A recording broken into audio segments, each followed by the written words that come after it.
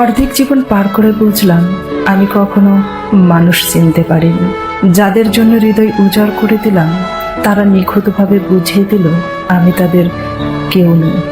তুমি আমায় ভুলে গেছো, তাতে কোনো দুঃখ নাই। দুঃখ শুধু একটাই, আমায় চিনতে পারোনি। থাকতে কদর করুন, কারণ হারানোর পর সেই জিনিসটা আর নসিবে থাকে না।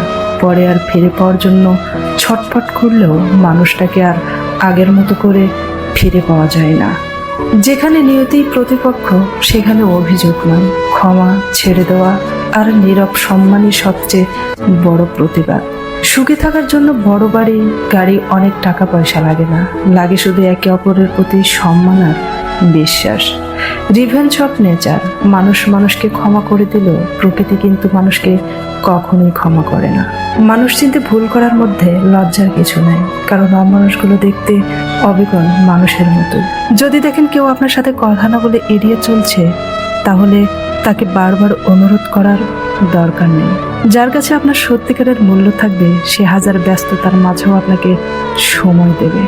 সময়টা তাকেই দিও যে সময়ের মূল্য বোঝে, আর সম্পর্ক তার সাথে রেখো যে তোমার গুরুত্ব বোঝে। প্রয়োজনটা ফুরিয়ে গেলে আর কেউ খোঁজ রাখে না, সে যত কাছের মানুষই হোক না কেন।